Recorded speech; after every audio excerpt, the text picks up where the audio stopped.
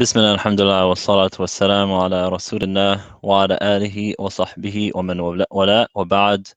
Rabbi shrah li sadri wa yassir li amri wahlul 'uqdatan min lisani yafqahu qawli. Thumma ma ba'd. Assalamu alaikum. Welcome to the Pre-Iftar Quran summary. Today we're going to be doing just 12, inshallah. Just 12 covers two surahs that I'm going to quickly touch on. Surah Hud, which is Surah 11, and Surah Yusuf, which is the 12th. So both of these surahs are covered. Half of Surah Yusuf is covered in just 12, but all of Surah Hud. So without further ado, let's get right into it. Just a little bit of an introduction. Surah Hud is a very, very powerful surah. As a matter of fact, it was so powerful that the Prophet ﷺ had white hairs, and when he was asked by a Sahabi how he got those white hairs, he said it was from Surah Hud and its sisters, referring to some other surahs. But the one that he mentioned by name was Surah Hud in this hadith. Why did it give him white hair? What was the reason for that? First of all, a couple things to realize. It was revealed, excuse me, Surah Hud was revealed in Mecca. And in Mecca, there were not that many Muslims at the time. Majority of the people were denying the message of Islam. They didn't want to believe in it. They were making fun of the Prophet ﷺ. They were calling him names.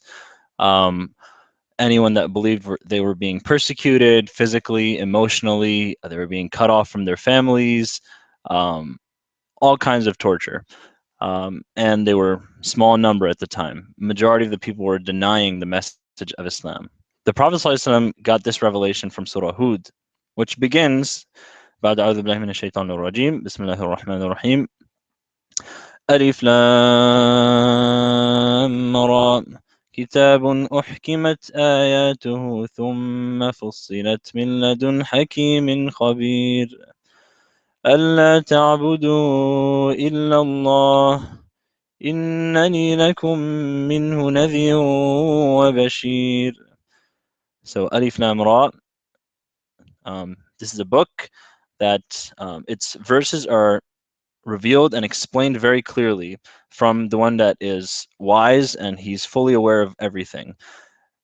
And then the next ayah is excuse me, is as if it's in the first person voice saying Allah ta'budu illallah innani lakum minhu nadhirun wa bashir. It's that you should worship none but Allah. Indeed, I. So Allah is switching. It's the messenger that's talking now. Indeed, I am to you a clear a warner and a giver of good news, or glad tidings.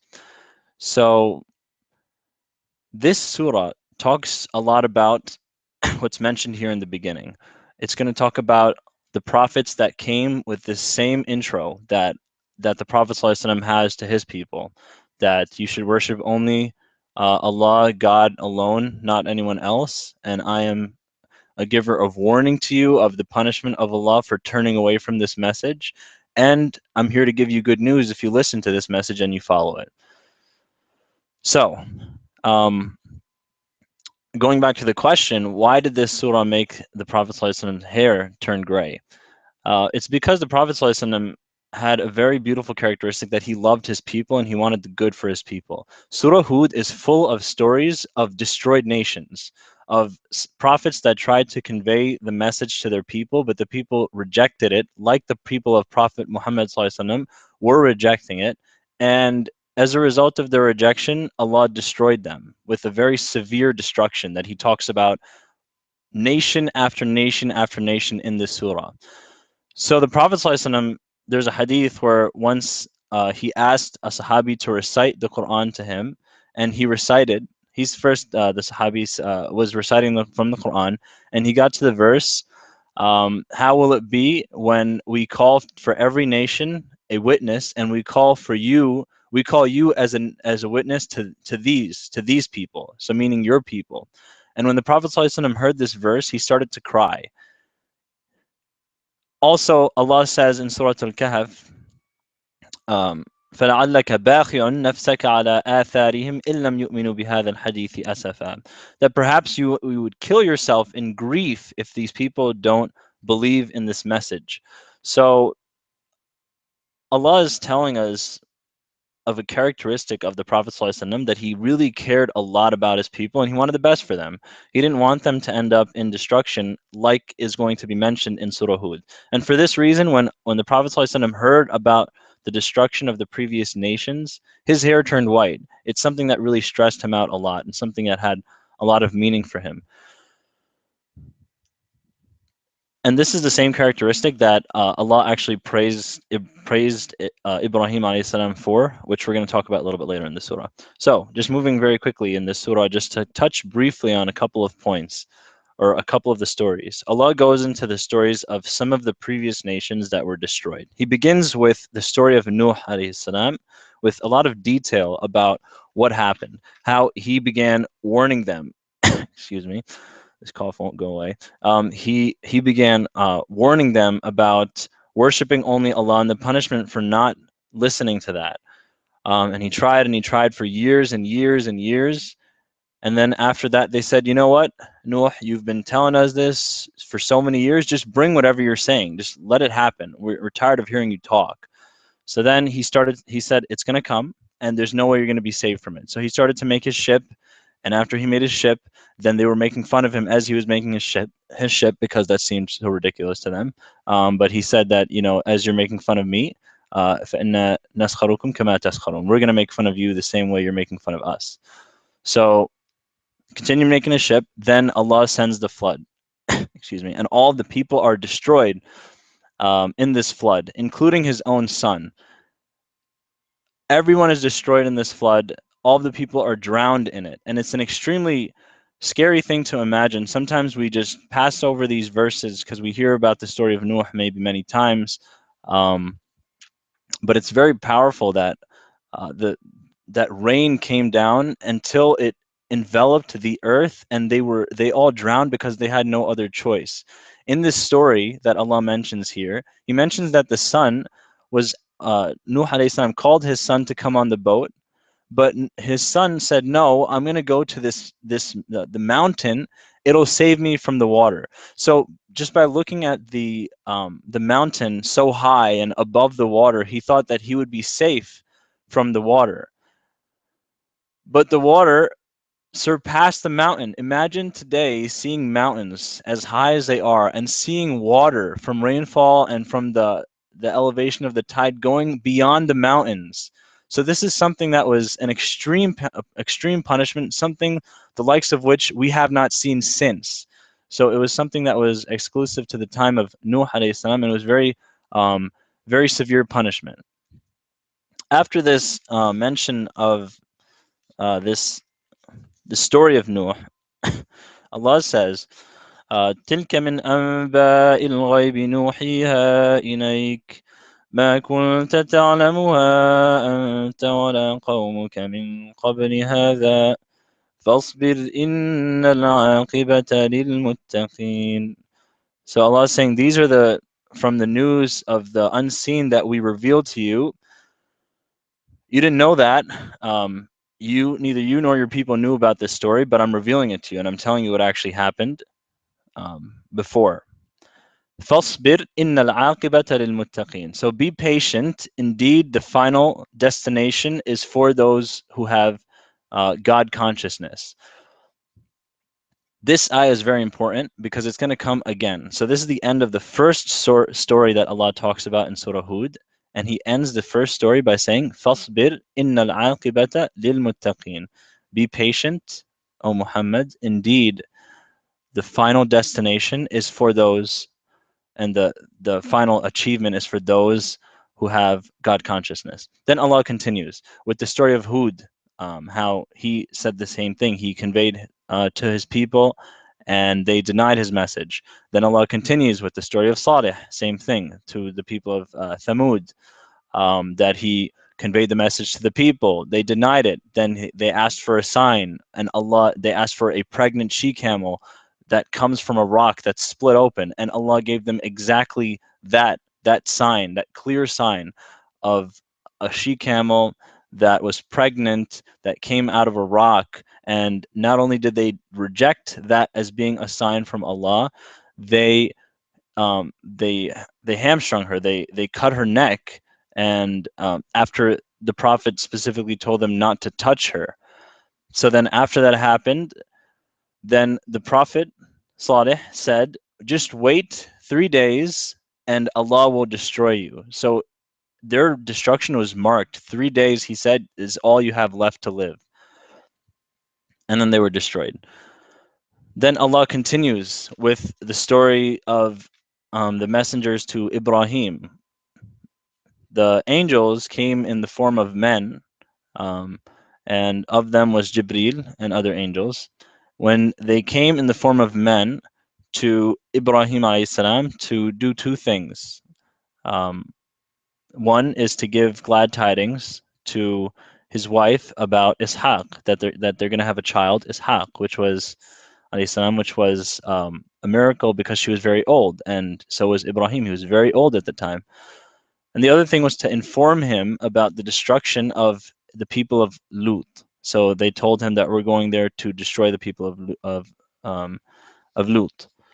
Um, After Ibrahim alayhi salam, at first he was scared because he didn't know that they were um, angels, because they weren't eating the food that he gave them. After he found out that they were angels, then he started to argue with them, and he started to ask them, uh, would you destroy a town if it had 300 people that were believers? And they said no. What about 200 people? They said no. What about 100 people? They said no. What about 50 people? They said no. So he kept on decreasing it until 5 people. They said no. Then he said 1 person. They said no. But so he was basically trying to get them to not destroy the people of Lut, because Lut alayhi salam was among them. Um, so he really cared, and Allah praised him for that. Allah praised this quality of his. Uh, Allah says, "Inna Ibrahima lahalimun awahum munib." Like Allah praised him, said that he's forbearing and he has very good qualities, and that's shown in this incident where he was trying to reason with the angels to not go and destroy the people. But this was a situation that was already decreed, and that's why the angels said, don't try to change whatever is already decreed. You have to leave this affair. Just let it happen, and Lut will be saved, and anyone that believes will be saved. So Allah destroys the people of Lut with a very terrible punishment. Allah overturns the city, and Allah sends down stones of baked clay to the people of Lut. And in the Quran it says musawwamatan, which means that they were marked, meaning these stones were marked with exactly who they were going to hit. So every single person it was written that they would be hit by this particular stone, and they were hit midday just like that. Um, so, subhanAllah, it was a very painful and disgraceful punishment. Then Allah talks about the story of Shu'aib, how he came to his people, and the same thing, they denied him. And exact same story. He came to them saying to worship only Allah, to be just with people, with money, don't cheat people. They said, how are you going to tell us how to deal with our money? We could do whatever we want with our money. That's up to us. You can't tell us what to do, and you can't tell us who to worship. That's our choice. So they denied, and Allah rejected them with the punishment. And then Allah mentions finally the story of Fir'aun, how Musa alayhi salam came to Fir'aun with very clear evidences, and he rejected every single clear sign that was sent, and Allah made him drown. Allah drowned Fir'aun at the end. After mentioning these stories,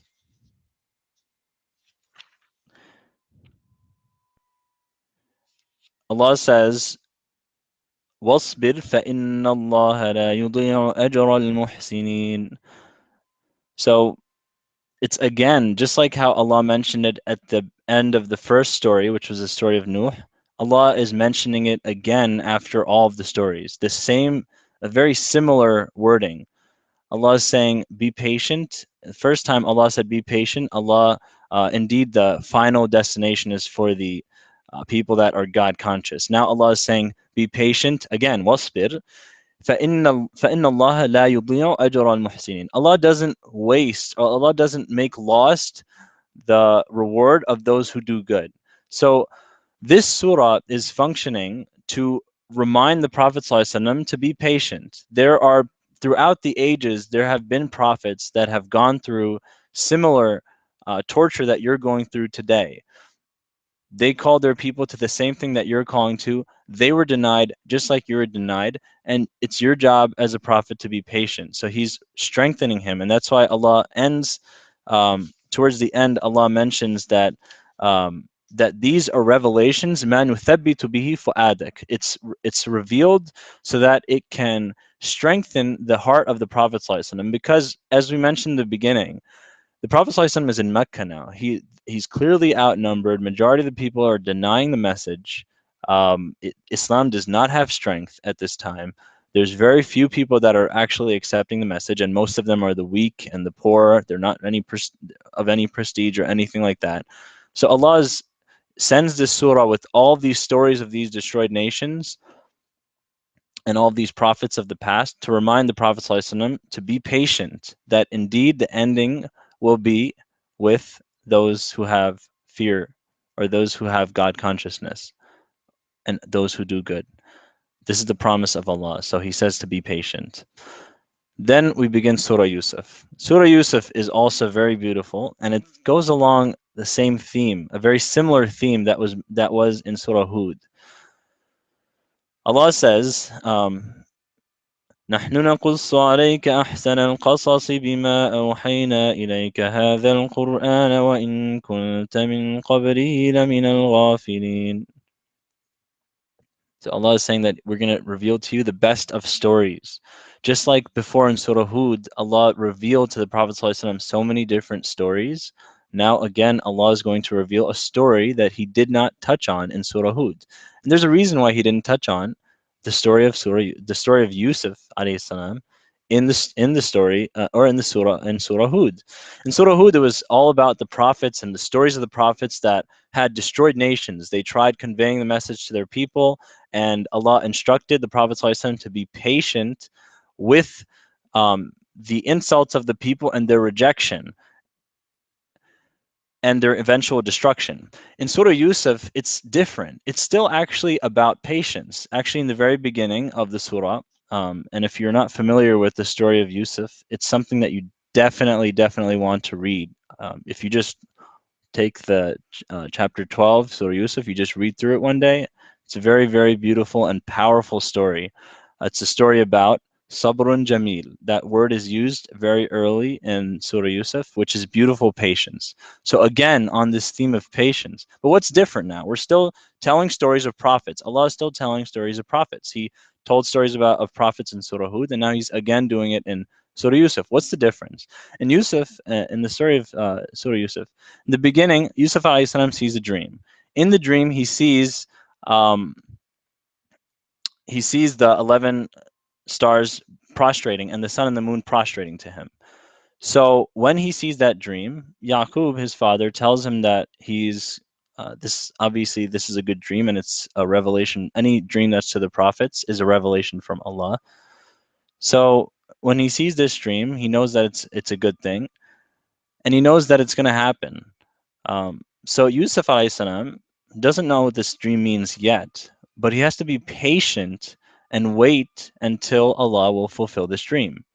Later, when his brothers, who were jealous of him, they took him and they threw him into the well, and he was at the bottom of the well, then Allah says, وَأَوْحَيْنَا إِلَيْهِ لَتُنَبِّئَنَّهُمْ بِأَمْرِهِمْ هَذَا وَهُمْ لَا يَشْعُرُونَ.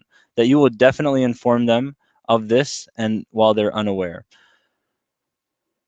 So also another time where he has to be patient, because he doesn't know when he's going to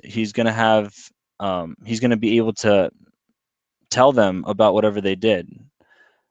Also, when he's in prison, when he's thrown in prison for his crime, he has to be patient in prison. When he tells, when he has to get out of prison, he has to wait there and wait to get out of prison. Yusuf alayhi salam's story is full of times where he was forced to be patient. In the beginning, when he was taken away from his family, until the ending where his dream is realized and he becomes the king of Egypt, or he's in that high position in Egypt. Some scholars say that he was 40 at the time. Some scholars even say that he was 80 years old at the time. So he had to wait decades until this dream was fulfilled. When Yusuf alayhi salam gets power in the story of Surah Yusuf, um, Allah says, وَكَذَلِكَ مَكَّنَّا لِيُوسُفَ فِي الْأَرْضِ يَتَبَوَّأُ مِنْهَا حَيْثُ يَشَاءُ نُصِيبُ بِرَحْمَتِنَا مَن نَّشَاءُ وَلَا نُضِيعُ أَجْرَ الْمُحْسِنِينَ. Again, that same wording that was used in Surah Hud. Allah is saying that we established Yusuf alayhi salam, and we don't waste or make lost any of the good deeds that people do. So Yusuf alayhi salam was doing good deeds, and Allah didn't waste any of that. Allah rewarded him for that in this world with the high position. So the message of Surah Yusuf is different than the message of Surah Hud slightly.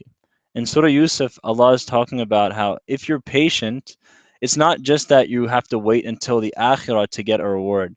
You might even get rewarded in this world, just like Yusuf alayhi salam was. He was very patient in his life, and he reaped the reward for it in this life. He went from a slave to a king.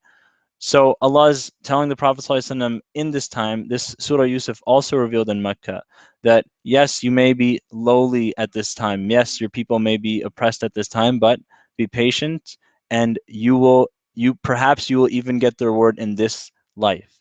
Now, the Quran is revealed as a guide for mankind and to bring them to the truth.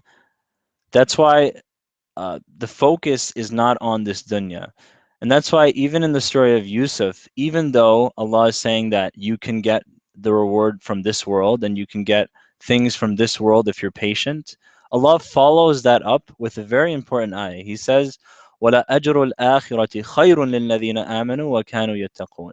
So he's saying, yes, you might get all this. You might get the kingdoms, you might get power and all of this great stuff, treasures, but the ajr of the akhirah, the reward of the afterlife is so much better if only for those who believe and who have taqwa, who have God consciousness. So again, the Quran is directing us to realize that this patience can have its benefits in this world, but what we really strive for are the ultimate benefits, which are in the afterlife. So may Allah guide us to be people of the Quran, people that have patience and understand it properly. And may Allah guide us to follow the example of the Prophet ﷺ, who had to endure all of these hardships that we honestly have nowhere near. We have nowhere near the endurance that he had, and we have to deal with so much less than what he had to deal with. So may Allah accept from us this Ramadan. أقول قولي هذا وأستغفر لي ولكم ولسائر المسلمين فاستغفروه إنه هو الغفور الرحيم. Tomorrow is just 13.